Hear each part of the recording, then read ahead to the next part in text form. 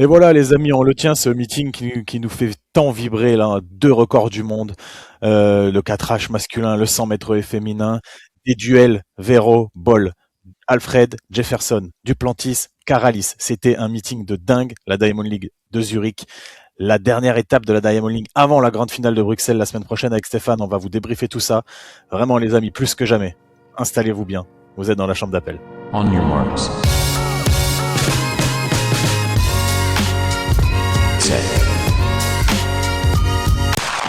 Avant de tout décrypter, moi j'ai quelque chose à vous dire. J'étais en train de faire un footing. Oui, je dois rivaliser avec les 4 km de Alex il y a quelques jours. Bon, je suis en train de faire un footing et là je me projette sur le meeting de Zurich. Je me dis ça va être la dernière étape, ça va être quelque chose de fou. On va assister à quelque chose d'incroyable parce que la météo s'annonçait et a été super bonne malgré un peu de vent de face. Je rentre, je me douche et là je me dis attends, il est 20h, ça doit marcher. Je me connecte sur la chaîne L'équipe, sur l'application qui est d'ailleurs très bien faite. Et là, je me dis, je trouve pas le lien, je vois du volleyball à la place, on voit les affiches, je comprends pas, il y avait écrit 20h, bon, je me connecte à 20h, à 20h05, 20h10, 20h10, je trouve le lien, on commence à avoir la présentation avec FX et Marie-Zévan GP, on se dit, tout va bien, on commence à voir la première épreuve, le 400 mètres haies, avec Zapletalova qui se fait un peu allumer sur l'avant ou avant-dernière haie, je sais plus, et qui tombe, bon, bref. Et là, quiproquo complet, on sait pas. Moi, je parle avec Alex. Alex arrive pas à trouver le lien, moi non plus. Ça marche plus. Ça se met à bugger au meilleur moment. Et là, on apprend sur la chaîne L'équipe, le direct sur la 21, qu'en fait, le live ne sera plus à 20h, 20h15, 20h30, 20h45, mais à 21h15 et qu'on va repartir depuis le début. Là, ma réaction, j'étais colère. J'étais très énervé. J'attendais ce meeting avec impatience. J'ai regardé les résultats toute l'après-midi, toute la soirée pour connaître les conditions. Sur le live, résultat. Et là, je tombe sur, franchement, une incompétence totale de l'équipe 21. J'aurais préféré avoir une prise d'antenne à 20h et avoir une pub toutes les 2 minutes que louper le meilleur meeting, peut-être, du monde, ou peut-être le deuxième meeting après Chorzo. Je suis très déçu d'avoir tout loupé. Moi, je vous fais un débrief en ayant vu des images, en ayant vu des vidéos, mais en décalé. Toi, Alex, tu as eu la chance, avec tes contacts, d'avoir quelque chose qui a bien marché. Donc franchement, tu vas nous le faire vivre peut-être un peu mieux que moi aujourd'hui. Je comprends ton désarroi, Stéphane. J'ai aussi pété un câble devant mon téléphone, devant mon ordinateur, devant ma télé. C'était insupportable, mais on va parler C'est le plus des important. perfs, parce qu'il y a eu des perfs de fous furieux, les amis. Et moi, j'ai eu la chance j'ai un VPN, voilà, Aïe, aïe, et aïe. j'ai pu regarder le meeting. D'ailleurs, je vous le conseille à tous, hein, sur RTS, une chaîne suisse. C'est en français. Les commentateurs sont excellents. Tout est très bien fait. Il y a très peu de pubs. J'en ai vu qu'une, je crois, sur toute la globalité du meeting. Et c'était vraiment incroyable. Et j'ai mis ce VPN et la chaîne RTS. Je suis arrivé sur le 4H. Putain. Donc, j'étais vraiment bien. Homme, 4H homme. 4H homme, évidemment. J'ai raté tout le début du meeting, moi, mais 4H homme. Et là, on en parlait la semaine dernière, déjà après le duel de Santos-Warholm. On disait qu'on avait une chance incroyable de vivre cette époque, mais quelle chance incroyable on a, je le redis aujourd'hui, incroyable. Alisson dos Santos qui explose son record personnel, qui bat le record du monde de Karsten Warholm. Moi, j'étais à Tokyo en 2021 quand Warholm a battu le record du monde. J'étais pas dans le stade, j'étais dans le stade quelques heures avant, mais pour tout vous dire, c'était la veille, je crois, de l'entrée en liste de Kevin Mayer sur le décathlon, et on était rentré pour pas laisser trop de juste dans le stade. On était rentré juste avant la finale du 4H et on a vu la finale sur notre téléphone avec Kevin, et on avait été choqués bien évidemment par le 4H de Warholm à Tokyo en 2021. Et là, j'ai été à nouveau choqué. J'en parlais pendant les championnats d'Europe de Birmingham, hein, quand on tourne la tête en bas à droite à la fin d'une course et qu'on voit un chrono et qu'on voit 45-81 ramené à 45-80, et ben ça fait vibrer. J'ai levé les bras, j'étais tout seul sur mon canapé, j'ai sauté, j'ai fait pitié. N'ayons pas peur des mots, j'ai fait pitié tout seul dans mon salon. Mais c'était incroyable la sensation qui m'a traversé. Et de suite, je me suis dit, il faut absolument qu'on analyse cette course parce que ça s'était vu tout au long de la course que Dos Santos était en train de faire une masterclass. C'est bien simple. Au bout de 120 mètres, il avait déjà repris Karsten Warholm. C'est impensable quand on sait que Warholm est le meilleur partant du monde sur les 150, 250 premiers mètres d'un 4H habituellement. Stéphane, est-ce que tu as vu la course quand même? On peut en parler un petit peu, ou Oui. tu l'as revu? Qu'est-ce que tu en as pensé, toi, J'ai avant que je fasse l'analyse chiffrée? J'ai vu la course et en fait, j'ai eu l'impression qu'on changeait presque d'époque sur le 400 mètres haies. Parce que ça fait 5 ans qu'on se dit que le 45-94, c'est la référence absolue, que c'est presque intouchable, ou que c'était intouchable. Et là, il y a un Brésilien, Alisson dos Santos, 21 ans, qui passe de la 6e meilleure performance mondiale de l'histoire à un record du monde, et il fait ça en 4 jours, parce qu'à Chorzo, il avait fait 46-43. Ça veut dire vraiment qu'il a progressé, ça veut dire qu'il a compris ce que c'était les haies, il a tout construit petit à petit, et on l'a vu avec une sérénité incroyable au début de course, alors que j'ai vu un Warhol un peu plus paniqué que d'habitude. Alors oui, Warhol, il est toujours un peu fantasque, etc. Mais on a vu un Dos Santos qui l'a écrasé, d'après moi, mentalement. Ça a dû se passer ou en chambre d'appel ou avant. Et j'aimerais bien voir ce qui s'est passé, parce que je pense que cette course de haies, elle se gagne peut-être dans la chambre d'appel. Mais alors, je sais pas si je suis d'accord avec toi, Stéphane, parce que Warholm, il fait une bonne course. Il fait 46-69. Oui, Il est à oui. son niveau de la saison, Warholm. Il est dans un dixième allez, un peu plus d'un dixième de ce qu'il avait fait la dernière fois. Il est à son niveau. Moi, j'ai vu du désarroi dans les yeux de Karsten Warholm à l'entrée de la dernière ligne droite. Dans l'écart. Quand il voit l'écart qu'il y a avec Dos Santos et que dans sa tête, il sait qu'il est sur une bonne course, lui. Il se dit, mais je peux pas me tromper autant, je suis dans mon schéma, je vais vite, je suis bien. Et l'autre, il est loin devant. Qu'est-ce qui va se passer dans la dernière ligne droite? Soit il va exploser, je vais le reprendre, soit il va battre mon record du monde. Et je vois dans les yeux de Warholm à ce moment-là, qui pense à tout ça. Et qui se dit, waouh, je suis en train de me faire humilier alors que je vais courir 46. Et il court 46-69 et il se prend presque une seconde. Il se prend 89 centièmes par Dos Santos. Mais c'est Dos Santos qui a été incroyable aujourd'hui. Et et on va analyser la course parce que il y a, je sais pas s'il y a à gagner, hein, attention, mais il y a quand même un schéma de course qui est particulier. Ce n'est pas le premier à faire ça, mais ça pose question. Il fait 13 foulées dans le premier intervalle, c'est-à-dire 14 appuis. Donc il franchit la première haie de sa bonne jambe, il franchit la deuxième haie de sa bonne jambe. En virage, mais un peu de fréquence, et on voit qu'il est obligé de mettre de la fréquence à l'approche de la deuxième haie pour justement rester sur sa bonne jambe et respecter son schéma. Et là, il sait à ce moment-là qu'il est très en forme. D'ailleurs, il l'a dit, il n'était pas en forme la dernière fois quand il fait 46-48 à Chorzo. Et là, aujourd'hui, il a dit, ok, je vais régler tout le monde. Et donc, il fait 13 foulées dans le premier intervalle, et après, il fait 12, 12, 12, 12. Wow. Et en fait, de toute façon, il n'a pas le choix. Soit il fait 12-12, il retombe sur sa bonne jambe et il finit tout en 13. Soit il fait 12-12-12-12, parce qu'il ne peut pas faire que 3 fois 12, sinon il va retomber sur sa mauvaise jambe et il va devoir finir toute sa course de la mauvaise jambe. Donc à partir du moment où tu franchis 3 fois 12, tu es obligé de pousser une quatrième fois à 12 pour revenir sur ta bonne jambe. Et c'était, à mon avis, son schéma de course. C'était le schéma parfait pour lui. On voit que sur la dernière il va chercher son 13. Il commence à avoir de la fatigue, mais ça va, c'est bon, ça passe même très bien. Et c'est pas là qu'il gagne la course, c'est pas sur la fin, c'est vraiment sur les 300 premiers mètres, quand il fait 13, 12, 12, 12, 12, c'est incroyable, c'est magnifique, les superlatifs vont manquer parce que là vraiment on a assisté à une course historique 45-80, il y a des mecs qui se battent toute une vie pour faire ça sur 400 mètres plat, les gars, donc franchement moi j'étais subjugué devant ma télé, je m'en remets toujours pas. Et voilà, je sais plus quoi dire, les amis. Il faut bien se rendre compte du phénomène d'Alisson dos Santos. Il faut le comparer, ce 45-80. Moi, je me suis amusé à le faire avec le Warholm de 2021 à Tokyo, 45-94. Parce qu'on le dit souvent, et même moi, visuellement, j'ai toujours eu l'impression que Warholm partait le plus vite, que c'était le meilleur partant. Mais là, si on compare, et entre le dos Santos de Zurich aujourd'hui et le Warholm de Tokyo en 2021, Warholm est devant que à la première haie. Et c'est ça qui, moi, me choque. Ça veut dire que Dos Santos, entre la première et la deuxième, il fait l'écart. Il a 13 centièmes de retard sur la première haie. Puis, il en gagne 3 centièmes. Puis, il en repère 1 centième, ça fait 2 centièmes. Puis, il en regagne 12 centièmes. Donc, l'avantage à Dos Santos, il est crescendo. Et le maximum, c'est à la 10e haie où il a 19 centièmes d'avance sur le record, l'ancien record du monde de Warhol. Et moi, ma deuxième analyse là-dessus, et là où je suis vraiment impressionné, et avec Alex, tous les deux, on connaît un peu les haies et un peu les hommes. J'ai l'impression qu'il commence à franchir comme un coureur de 110 mètres haies et pas comme un coureur de 400 mètres haies comme on a l'habitude de voir. J'ai l'impression que son bassin est tellement haut qu'il arrive un peu plus à rabattre un peu plus tôt la jambe, alors que d'habitude on essaie de la poser plus loin, d'aller chercher loin. Et j'ai l'impression, en vidéo, sur les ralentis qu'on voit, qu'il est en train de se rapprocher un peu d'un coureur de 110 mètres haies, ou d'un coureur, allez, on peut se le dire, de 300 mètres haies. C'est pas une distance officielle, mais ça existe. Et pour moi, il a fabriqué ce record aussi grâce à cette technique-là. Qu'est-ce que t'en penses?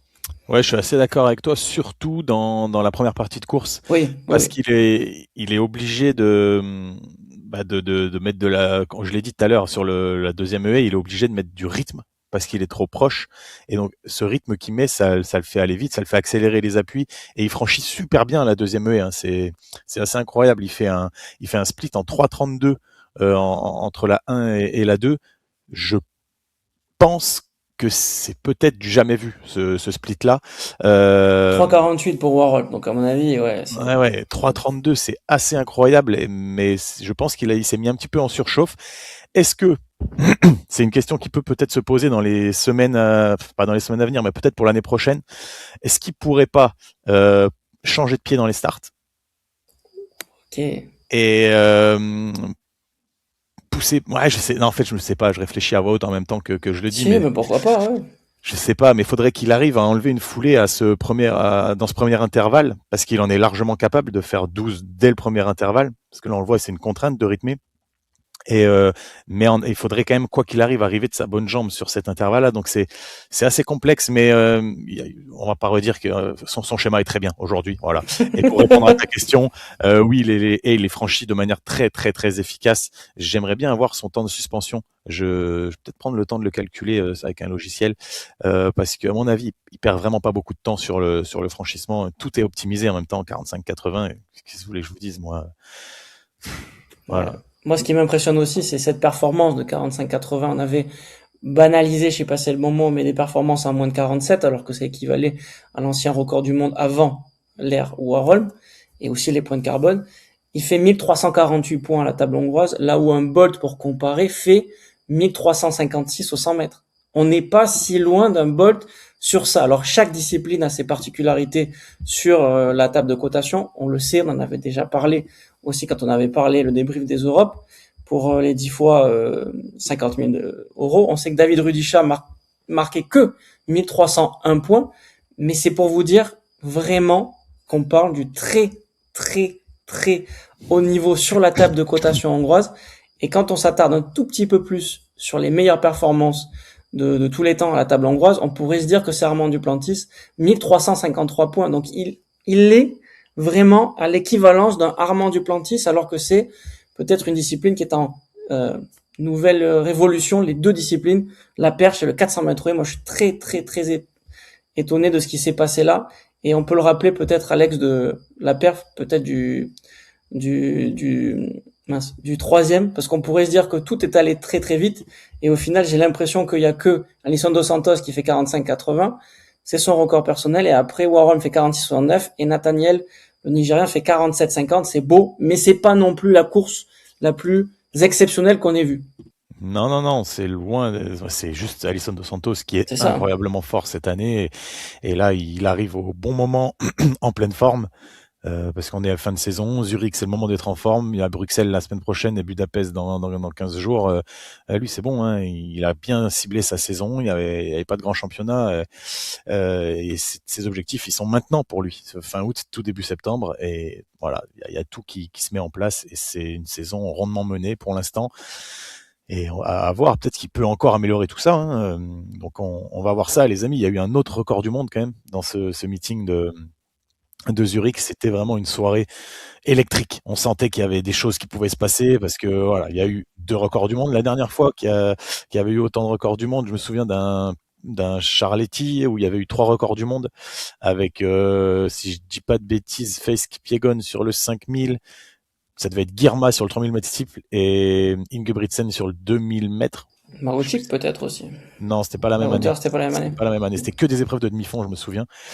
Et 3 records du monde, c'était à Paris, donc c'était cool. Là, aujourd'hui à Zurich, il y en a que 2 entre guillemets, mais Masai Russell, on en a parlé avec Stéphane longuement déjà dans le podcast. On s'est même interrogé sur le fait qu'elle était très en forme en début de saison. Dès le début de saison, on va dire qu'elle a tenu un niveau de forme exceptionnel toute la saison, et on se demandait si, voilà, moi j'avais dit, ne vous inquiétez pas, elle a travaillé les 5 dernières semaines, elle va revenir en forme. Elle a pris la compétition de la semaine dernière pour une reprise. Et là, bim, ça cartonne dès la deuxième course après la période de travail chez elle aux États-Unis, 12,09. Donc l'ancien record du monde, Toby Amuzan, qui avait fait 12,12. On s'en souvient, c'était en demi-finale des championnats du monde de Eugene en 2022. Et Toby Amuzan, elle fait deuxième de la course quand même en 12,23, hein, ce qui reste un très très bon chrono. Nadine Visser, 12,34, très bon chrono aussi pour la Hollandaise. Mais bon, 12,09, c'est du grand n'importe quoi. Et moi, ce qui m'impressionne le plus, si on analyse un petit peu la course de Masai Russell, c'est les intervalles. Les intervalles, il n'y en a pas un qui est au-dessus de la seconde. Voilà, elle fait tous ses intervalles en moins d'une seconde, sauf le premier où elle est en 1,00, mais c'est souvent normal, c'est rare, ça arrive d'avoir des premiers intervalles en moins d'une seconde, mais voilà, elle fait 1,00, 96, 94, 94, 93, 95, 93, 95, 95. C'est incroyablement efficace, et j'ai même envie de dire, il y a de la marge, parce que je trouve qu'elle est haute sur les haies, euh, notamment je crois sur la 9e où je la vois très très haute sur la haie. Je me dis, oh mince, elle va sortir de sa course, elle fait une erreur, mais elle se reprend remarquablement bien. Mais je pense qu'il y a un tout petit peu de marge. Ça m'étonnerait pas de la voir sur les 2 prochaines courses faire un 12-0, faire encore 12-0, voire se rapprocher des moins de 12, un petit 11,99, ça nous ferait vibrer. Je crois qu'elle va faire moins de 12. Je pense qu'elle va faire moins de 12. Pourquoi? Parce que Xiamen, quand elle fait 12-14 en début d'année, moi je vous l'avais dit, c'est pas normal qu'après elle fasse pas mieux. Il y avait les conditions, Alex l'avait bien expliqué, les conditions qui étaient pas si faciles que ça avec différents meetings. Mais Xiamen, elle est meilleure à Xiamen avec 12-14 jusqu'à la 7e haie, comparée à Zurich. Alors elle est meilleure de 2 centièmes, ok? Mais elle est meilleure de 2 centièmes à Xiamen comparée à Zurich. Et elle est même meilleure de 8 centièmes à la 3e haie. Ça veut dire que là, on a l'impression qu'elle fait un départ canon, mais à Xiamen, elle a fait le départ le plus rapide, peut-être, avec Charlton sur 60 mètres haie, de l'histoire du 60 mètres haie, ou du 100 mètres haie, forcément. C'est exceptionnel ce qui s'est passé à Xiamen, et moi, j'ai envie de retenir ce qui s'est passé à Xiamen plus que ce qui s'est passé là, parce qu'en fait, c'est presque un paradoxe, j'ai envie de dire comme ça, c'est qu'en fait, à Xiamen, elle est capable de passer les moins de 12 si elle finit comme à Zurich. On mélange les 2 courses, Xiamen, Zurich, début de saison, fin de saison, à Budapest, elle fait moins de 12. Voilà. Ou peut-être là, au final de la Diamond League. Mais je pense qu'elle a fait moins de 12. Qu'est-ce que ça vaut moins de 12 sur un 100 mètres haie? Il va falloir se poser une question. C'est où on continue comme ça, ou on augmente la hauteur des haies. Il va falloir peut-être y réfléchir. Tu lances le débat aujourd'hui, soir Je de lance record le du monde. débat. Ouais, bon, on le clôturera peut-être jamais ce débat, ou on le clôturera peut-être un de ces jours, mais là j'ai plus envie de parler de Masai Russell. Et c'est vraiment la star de la discipline ces 2 dernières années, hein, champion olympique à Paris, on s'en souvient, devant Sirena Samba Mayela. Pas le même destin pour les deux, hein. Elles étaient sur le même podium il y a 2 ans, et peut-être que Sirena Samba Mayela, on la verra même plus sur une piste d'athlée avant en 2029. Et Masai Russell, depuis son podium à Paris, elle enchaîne les gros chronos, même si même si elle gagne pas à Tokyo l'année dernière. Elle avait mal géré, je pense, sa saison, Masai Russell, l'année dernière, mais elle a certainement tiré les enseignements de sa mauvaise saison 2025. Et cette année, en tout cas, elle fait une saison qui est incroyable, avec beaucoup de perfs entre 12,09 et 12,30. Et on sait que la régularité amène le pic de performance. Et peut-être qu'on n'a pas encore vu son vrai pic de performance. Moi, je le crois vraiment. Alors, autant Dos Santos, pour refaire 45-80, c'est possible. Je pense que c'est possible, hein. Mais je vois plus de marge sur Masai Russell que sur Alison Dos Santos aujourd'hui, comme ça, à chaud, juste après le meeting. Et j'ai hâte de la revoir courir, parce que c'est pareil, hein, j'étais encore une fois devant ma télé. Cette fois-ci, j'étais plus tout seul, mais j'ai quand même sauté de joie. J'ai refait pitié, mais c'est pas grave. On assume. Tu parles du VPN, là, ouais, d'accord. Ouais, c'est ça. Mais non, mais c'est pour ça qu'on veut voir de l'athlète, c'est pour ça qu'on va voir des meetings en Diamond League qui sont bien organisés. Même si le vent, là, on n'a pas parlé trop du vent, mais c'est 0,0 de vent. Est-ce qu'avec un plus 1 vent de dos, est-ce qu'elle est capable d'enchaîner et d'impulser quand même suffisamment loin pour pas être trop proche et sauter, comme tu disais, sur la 9e haie? Ça, ce sera la question, et certainement qu'à Budapest, il y aura ces conditions de plus 0,7, plus 0,8, plus que plus 1, j'y crois moyen dans un stade très fermé, mais ça veut dire que peut-être on peut aller chercher le moins 12. En tout cas, ça c'est les 2 records du monde de la soirée. C'est évidemment le meeting où il y a eu le plus de records du monde, parce qu'à Londres il y en avait eu un, à Monaco il y en avait eu un, à Zurich ça fait 2, et ça c'est très très costaud. Ça veut dire que Zurich est capable d'organiser des gros meetings, et l'année dernière c'était seulement Eugene qui avait eu 2 records du monde, pardon, et cette année ils en ont eu 0. On attendait aussi un record du monde sur le 800 mètres femmes. C'est pas passé loin pour Audrey Wero avec une Funkable aussi. Véro, Stéphane. Véro, pardon. Audrey On va se faire Véro engueuler après, sinon. et Funke Broverball, c'est ça, ouais. Qui, à mon avis, Audrey Véro, oui, pas de souci. Elle va encore plus vite. Elle fait une 53,70. Elle bat son record d'un dixième, record de la Diamond League, record du meeting évidemment, World Lead. Mais moi, j'ai envie de m'attarder sur Funkable parce que pour moi, c'est celle qui va peut-être battre le record du monde devant tout le monde parce qu'elle finit deuxième en 1,54,71. Elle est en train de progresser à une vitesse grand V. Vraiment, vraiment, vraiment. Et j'ai hâte de la voir dans une course où elle va être encore un peu plus proche d'Audrey Véro pour aller chercher le même duel qu'à Lausanne où ça avait été exceptionnel, où elle a failli manger Audrey Véro. Il nous manque juste ça pour aller chercher un record du monde, d'après moi. Ah, c'est le débat actuel, hein. J'avais dit ça aussi, moi, concernant Femke-Bol, et ça a fait un vrai petit débat. Il y a les gens qui pensent vraiment que c'est Audrey Véro qui va battre le record du monde parce qu'elle est plus jeune que Femke-Bol et qu'elle a donc plus de marge de progression. Mais il faut aussi mettre en face de la jeunesse de Véro l'inexpérience de Femke-Bol, qui est sur sa première saison sur 800 mètres, qui a commencé en 1,59 au mois de février en salle du côté de Metz et qui en est déjà à 1,54. Qu'est-ce qui va faire aller le plus loin? Est-ce que c'est le jeune âge d'Audrey Véro ou est-ce que c'est l'accumulation d'expérience de Femke Brothers Ball? On est en droit de se poser la question, on a le droit d'avoir un avis, et moi je pense que je partage le tien, même si ce soir Audrey Véro, elle m'a impressionné parce que jusqu'à 50 mètres de la ligne, elle est vraiment dans les diodes pour aller taper le record du monde. Et on voit qu'elle se désunit un tout petit peu sur les 20-30 derniers mètres.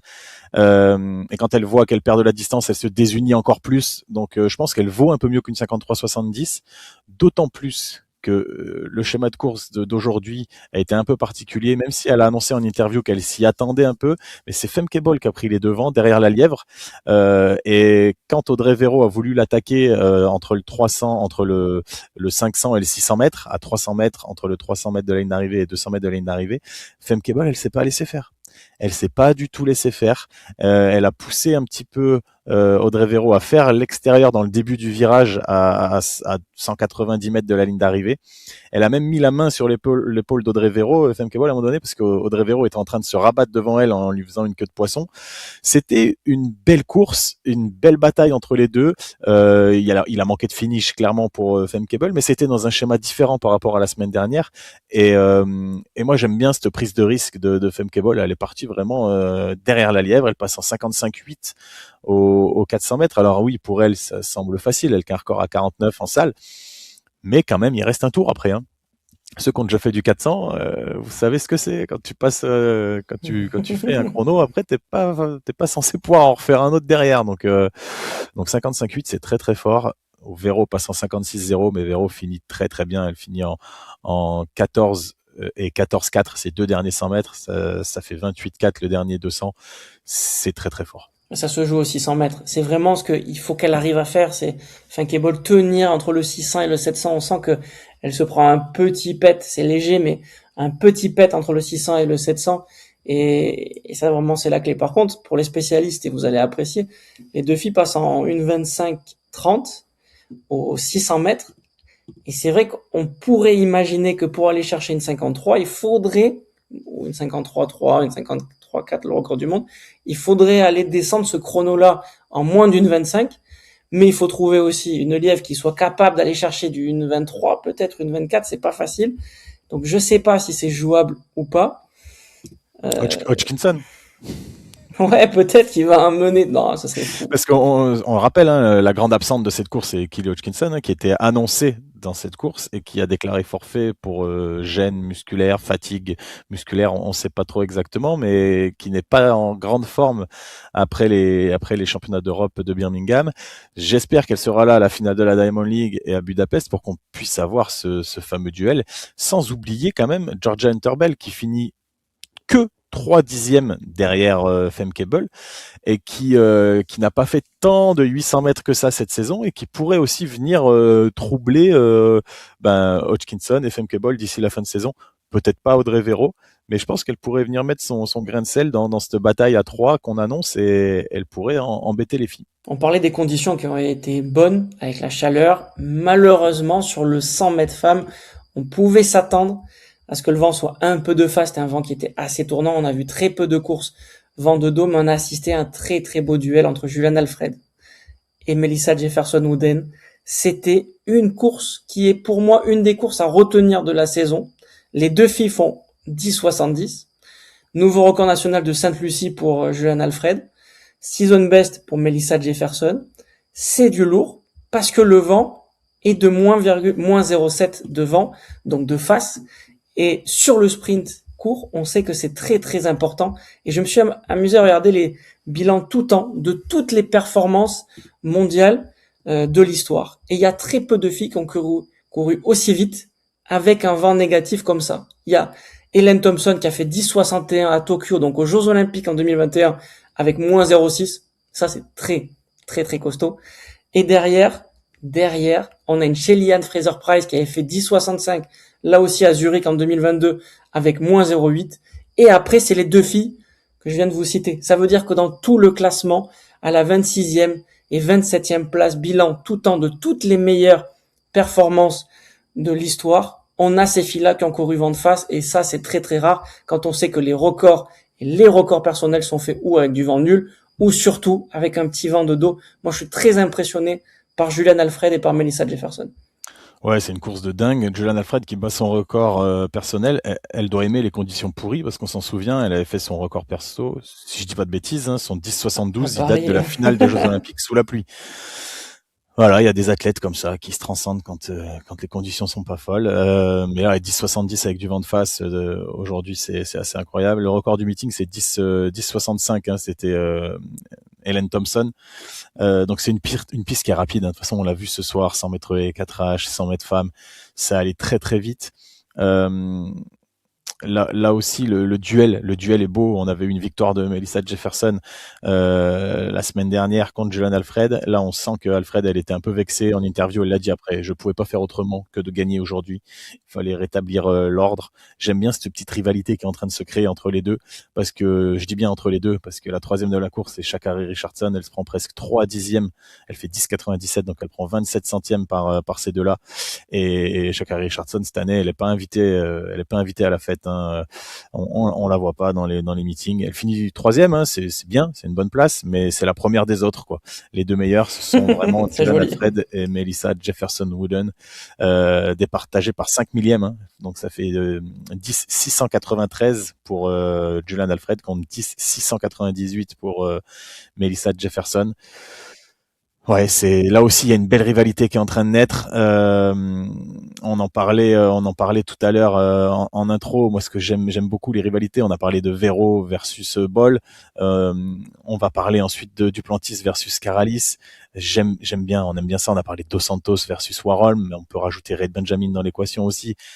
C'est incroyable parce que on l'a déjà dit dans ce podcast. Ce qui fait qu'on aime l'athlète, qu'on s'attache aux disciplines, il y a effectivement les records qui sont battus, mais quand il y a du duel en plus de ça, ça prend une toute autre saveur. Et Stéphane, je sais pas ce que t'en penses, mais par exemple pour moi le concours de perche d'aujourd'hui et de ces derniers jours, j'y prends beaucoup plus de plaisir à aller voir, même s'il n'y a pas de record du monde, que quand Duplantis faisait les records du monde, enchaînait les records du monde avec 40 cm d'avance sur la concurrence. Là, Caralis le pousse dans ses retranchements et c'est ça qu'on trouve encore plus beau. Moi je me suis surpris à rêver de voir Caralis battre le record du monde et de me dire mais ça serait incroyable, ça serait une dinguerie. Alors moi j'ai pas vu les images, Alex, malheureusement. Merci l'équipe. Je remue le couteau dans la plaie. Mais j'ai suivi après coup, juste avant ce podcast, les images, les vidéos des sauts, et franchement, oui, c'est fou ce qui est en train de se passer. On parle de performance exceptionnelle. On parle de performance qui n'a jamais existé dans l'histoire de l'athlétisme tout court. On est en train d'assister à quelque chose de, je sais même pas, j'ai envie d'y être, j'ai envie d'être avec eux et de partager ce moment avec eux. Alors pas pour les Français, juste petite parenthèse, Renaud Lavillenie fait 5,65 et Baptiste Thierry fait 5,50, ça c'est vraiment la petite déception, mais je pense qu'il y a un peu de fatigue. Mais tout en haut du plateau, on a Armand Duplantis, Emmanuel Caralis, qui ne sont pas fatigués eux. 6,25 m pour Armand Duplantis qui explose son propre record du meeting et qui tente à 3 reprises 6,32 m, et Emmanuel Caralis 6,20 m, l'ancien record du meeting évidemment, national record évidemment, qu'il détenait déjà avec 6,17 m, 3 tentatives à 6,32 m, et moi ce qui m'impressionne encore, mais encore plus, Alex, c'est qu'en fait, j'ai l'impression que ça peut sauter beaucoup, beaucoup plus haut. Je suis pas spécialiste de perche, mais je crois qu'il y a quelque chose à faire de fou. Je sais pas. Il y a un truc qui est en train de se passer pour aller chercher un 6,40 m à Budapest. Je sais pas. J'aime bien comme tu t'emballes des fois. Mais, mais oui, en fait, les Je deux sais pas. sont incroyables. Duplantis sur son 3e essai, la barre aurait pu rester. Bon, elle tombe, ok. Il a levier Mais complet ou pas encore? T'as non, je vu ou crois pas? pas. Hein, je Pas crois pas. encore. Je crois pas. Mais Caralis, il fait un concours de fou parce que c'est un mec qui fait l'impasse à 6,15 maintenant, Caralis. T'as un record à 6,17, tu fais l'impasse à 6,15. Moi, ça me rend fou et c'est impasse payante parce que 6,20 au premier essai. Caralis, il a passé toutes ses barres au premier essai. Il a passé 50, 80, 90, 6, 6,10, 6,20 au premier essai. En fait, c'est en faisant ça qu'il va pouvoir venir vraiment titiller Duplantis. Et ça pousse Duplantis à donner le meilleur de lui-même parce que je pense qu'un Duplantis pas poussé par Caralis sur les 2-3 dernières compétitions. Il Ouais, faisait il pas fait, ses 6,20, ouais. 6,21, 6,25, 6,15 comme aux Europes à Birmingham. Non, il se contentait du minimum. Il faisait 3 tentatives à 6,15 pour faire plaisir au public et puis il échouait et voilà. Là, il est obligé de se sortir les doigts, excusez-moi l'expression, pour gagner. Et c'est là aussi qu'on voit la mentalité de Duplantis, c'est qu'il n'aime pas perdre. Il n'a pas envie de perdre. Même si son pote qui s'entendent bien, il ne veut pas perdre. Et ça nous crée des concours de fous furieux. T'as quand même 6 sauts à 6,32 m dans ce concours. 6 sauts à 6,32 m. Voilà, t'as deux mecs qui sont attaqués au record du monde dans le même concours. J'ai vu passer une stat sur Twitter là, de Pierre-Jean Vazel qui disait que la dernière fois que c'était arrivé, c'était Vigneron et Boubka. Je sais plus en quelle année, j'ai pas retenu la date, mais c'était il y a déjà très très longtemps avec des records à 5,80 m, c'était autour de 5,90 m, 5,91 m et 5,94 m, je crois, les tentatives. Mais c'était une autre époque, là, on est à 6,32 les amis, 6,32. Mais tu vois, Caralis, enfin, franchement, en plus, on voit qu'il sourit, il est content, il en rigole de se faire battre. Il est à 44 défaites en finale, pas sur des concours de qualif, hein, mais sur les finales, ou Diamond League, ou Mythic. 44 défaites contre une victoire pour Caralis. C'était en 2018, au championnat du monde indoor, le 4 mars 2018. Je pense qu'il avait la chiasse du Plantis et tout. Il avait fini 7e du concours, là où Caralis avait fini 5e. Même Donc pas de c'était même médaille. pas des médaillés. 44 à 1. Quel échec. 44 à 1 Eh, la il a le dernière même fois qu'il a âge. gagné. Ils sont de la même année. C'est 2018. Enfin, franchement, il doit se dire, mais attends, je devrais avoir le record du monde, le record d'Europe, évidemment, le record d'Europe, le record du monde, être le meilleur de tous les temps, mais je ne le suis pas. Ah, c'est dur. 44. C'est dur ce sport 44 quand il y a des défaites. monstres comme ça. Mais bon. C'est ce qui nous fait kiffer nous et je suis sûr que au fond d'eux ils savent que ça c'est un cercle vertueux pour les deux, ils se tirent vers le haut et c'est tout ce qu'on aime. Stéphane, est-ce qu'on n'enchaînerait pas avec des courses où il y a eu des tentatives de record du monde? Alors il n'y a pas eu d'autres records du monde, mais comme le 800 mètres masculin par exemple, chaque fois qu'il y a Wagnoni sur une ligne de départ, on sait que ça va partir vite. Et là, quand même, un très beau 800 mètres avec deux coureurs sous les 1,42. Emmanuel Wagnoni, le Kenyan qui gagne en 1,41,76, qui est la meilleure performance mondiale de la saison. Il est quand même encore à plus de presque une seconde du record du monde, 8 dixièmes, 9 dixièmes, mais quand même, on est à moins d'une seconde du record du monde. Ça veut dire que ça peut monter en puissance aussi sur Bruxelles et sur Budapest, même si peut-être, ouais, quoi que non, sur 800 mètres maintenant ça court à fond, ça sera pas des courses tactiques. Mais deux coureurs sous les 1,42, c'est Jati qui fait 1,41,83. Voilà, les mecs sont prêts en fin de saison. Gabriel Tual qui fait une plutôt bonne course, hein, qui finit cinquième avec une 43,89. Il revient sous les 1,44. C'est pas le Gabriel Tual Prime, mais c'est le Gabriel Tual qui a sa prime place, qui a sa de la place saison. dans tous les meetings Diamond League. Hein. Il fait toujours voilà dans ces places-là entre 4, 5, 6, 7e, moins d'une 44. Il vole sa place à personne, mais il se prend quand même plus de 2 secondes par le vainqueur et ça doit lui faire mal. Il a plus de 2 secondes aussi de son record personnel. Ça doit pas être facile cette saison pour Gabi Tual. Mais ça va descendre. Moi, je pense qu'on va retrouver, peut-être pas moins de 43, mais pas loin. Peut-être sur les prochaines courses et en grande finale, je pense que ça peut jouer. L'erreur de Wagnoni, il fait une énorme erreur. Entre le 600 et le 700.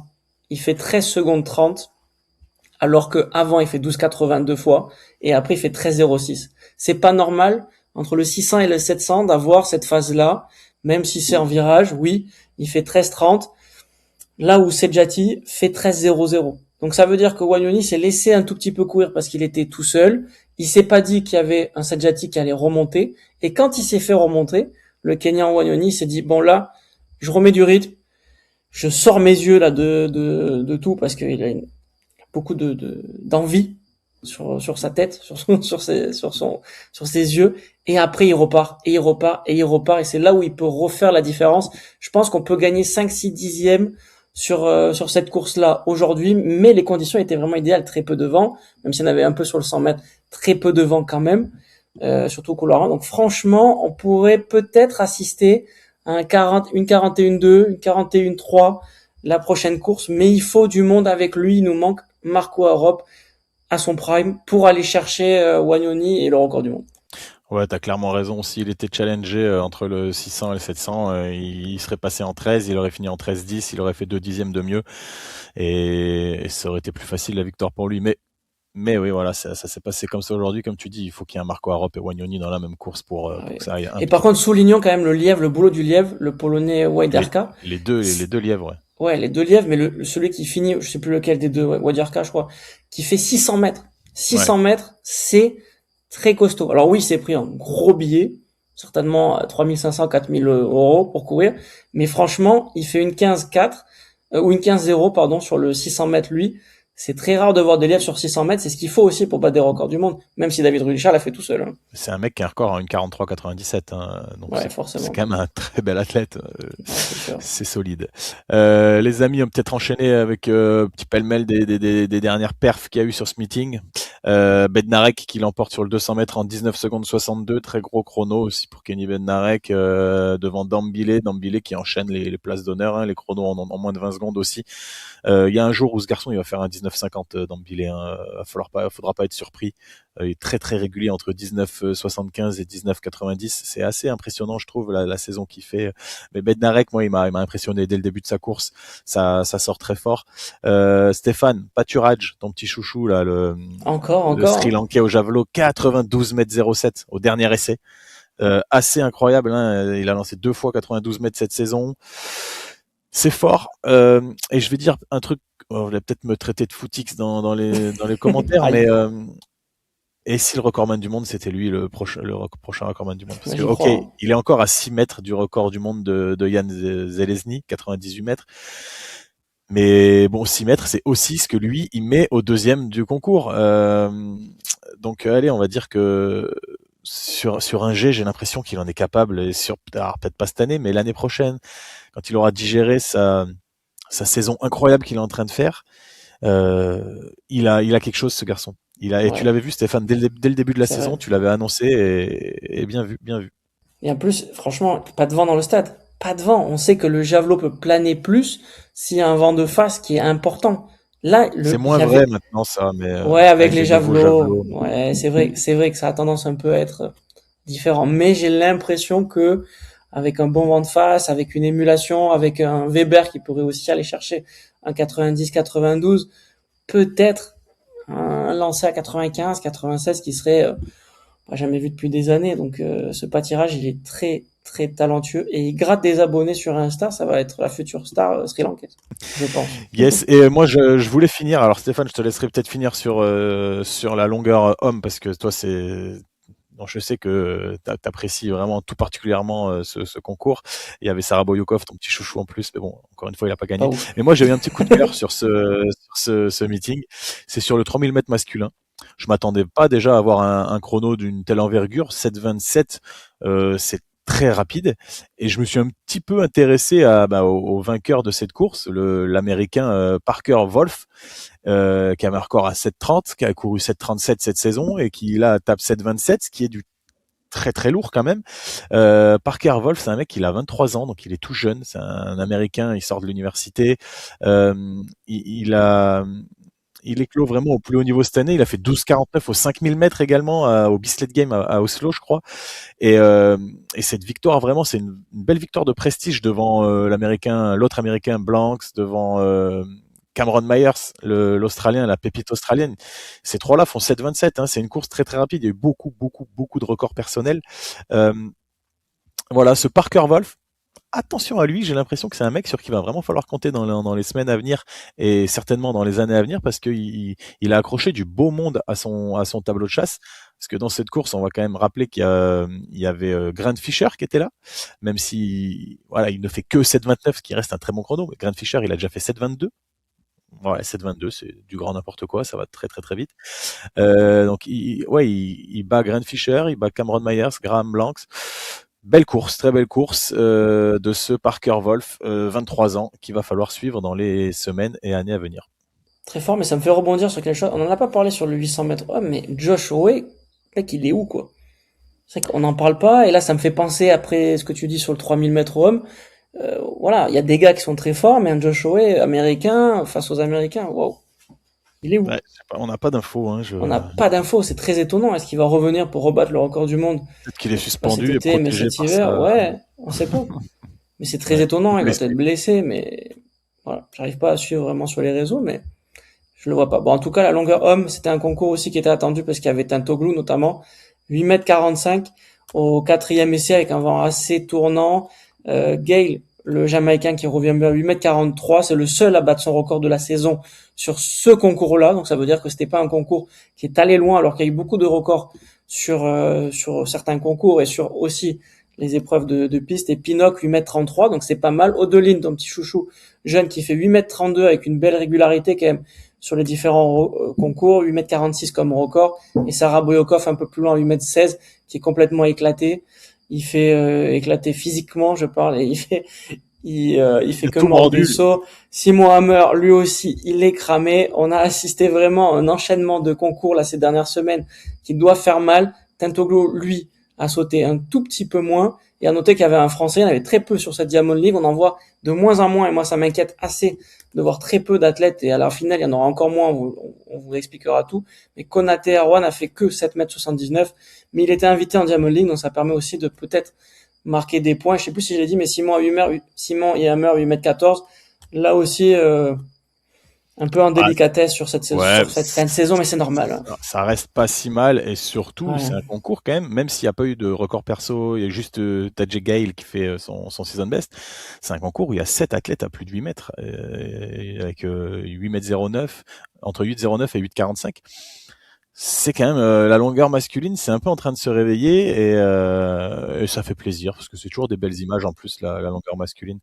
Euh, voilà, eh ben, écoutez les amis, je crois qu'on a fait un peu le tour de toutes les perfs qu'on voulait vous présenter. Stéphane, la prochaine étape, ça va être la grande finale de la Diamond League à Bruxelles la semaine prochaine, si je dis pas de bêtises. Hein, je vais vérifier la date, je me la suis notée là, c'est le 4 et 5 septembre.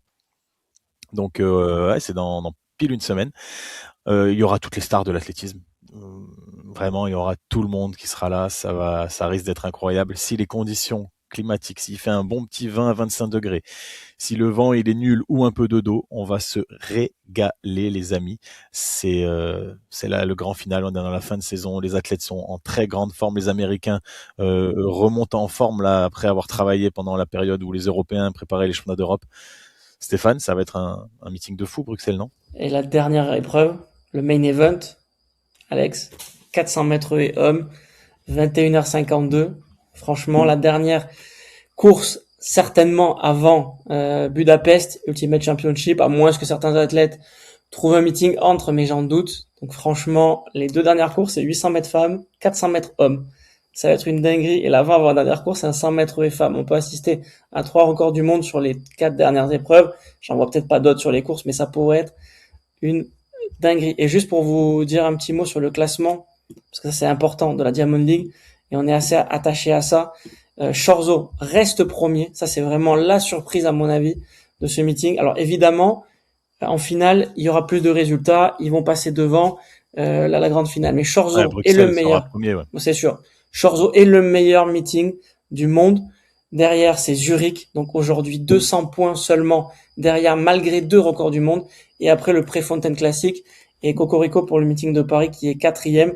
Pour vous donner un peu quelques idées, quelques informations sur ce classement des meetings. Plus on a un meeting avec des performances qui sont très fortes et des athlètes qui eux aussi sont classés très bien mondialement, et plus on rapporte des points. Après, il y a des points bonus pour des épreuves qui sont pas forcément des épreuves Diamond League. Il y a aussi des points quand on bat des records du monde. Aujourd'hui, avec 2 records du monde, ça a fait que 120 points par record du monde, ce qui est très peu, et on prend les 5 meilleures performances des épreuves de la Diamond League. Chorzo, premier, deuxième Zurich. Pour moi, Chorzo, c'est une petite surprise. Ouais, c'est la bonne surprise d'ailleurs de cette Diamond League saison 2026. Ça va finir troisième derrière Bruxelles et Zurich, mais ça sera la belle surprise dans un beau stade qui accueillera les championnats d'Europe en 2028. Donc on est content. Ça risque de faire des meilleures perfs qu'à Birmingham en 2028. Les amis, on se quitte. Ouais, on se quitte là-dessus et on vous dit à très bientôt pour le preview. Cette fois-ci, on va revenir avec nos previews pour préparer la grande finale de la Diamond League de Bruxelles la semaine prochaine. Allez, portez-vous bien. Ciao, ciao. À très vite.